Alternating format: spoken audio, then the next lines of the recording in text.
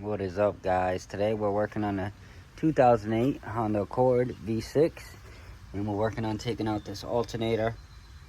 I've already removed the power after disconnecting the battery, disconnect the harnesses, remove that plastic cover that you have there, and then also remove the fan, so that way you can gain access to removing the alternator, because as you can see there's not much room, as well as removing that coolant reservoir tank that sits right here.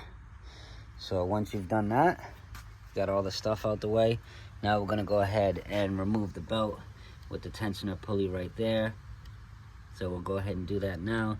Alright, just to give you guys an FYI, so this is where you're going to use the 19mm bolt on the tensioner.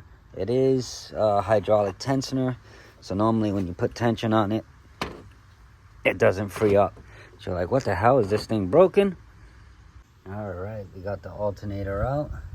There's a 12mm bolt here, and there's a 12mm bolt here, but to remove the alternator, you need to remove the bracket. So I just removed this 12mm bolt, and I'll put this bracket onto the new alternator, which that goes right here in that spot.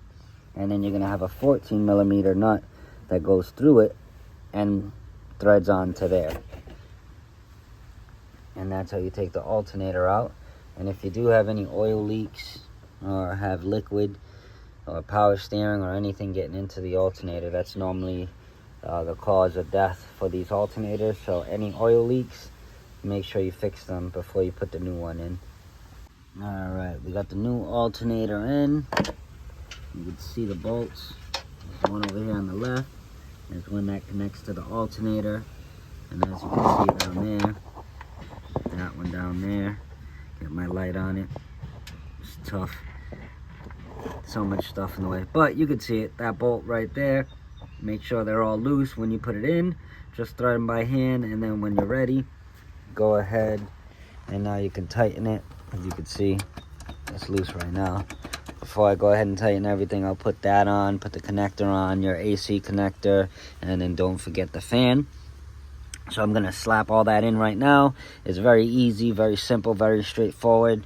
Shouldn't have to show you guys. Two 10mm bolts. You slide the fan out, reverse, slide the fan in, put the two 10mm bolts, put that coolant reservoir back, put the belt back on with the tensioner, and go ahead and start it. So I'm gonna do all that now, and then we'll start it up. All right, that does it, guys. Got the coolant tank back in, got the fan back in, everything's plugged up, AC compressor is plugged in, so is the alternator and the battery to the alternator. The belt is back in place, so we are good to go. So all we have to do is start it, and then get a reading from the battery to make sure the alternator is pushing at least 14 volts. A good, really good alternator is going to be 14.5 volts. All right, we got the car running. Everything's smooth.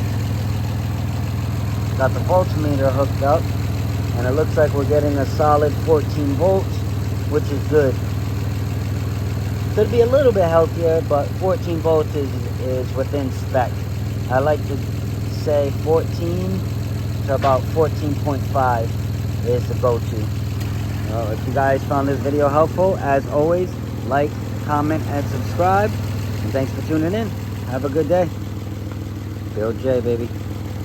Also wanted to mention, if you have your dash, especially lights like this, your dome lights, they start flickering and you start to see the battery light come on, that's how you know it's either a weak battery or an alternator. Obviously, you have to take it to a mechanic so you can diagnose whether it's the battery or the alternator. In this case, it was the alternator, and there's no longer a battery light on the dash like there was before. So now that repair has been confirmed to be repaired, as well as double checking the voltage on the battery like I just did at around 14 volts. So yeah, that is it, and that concludes this video.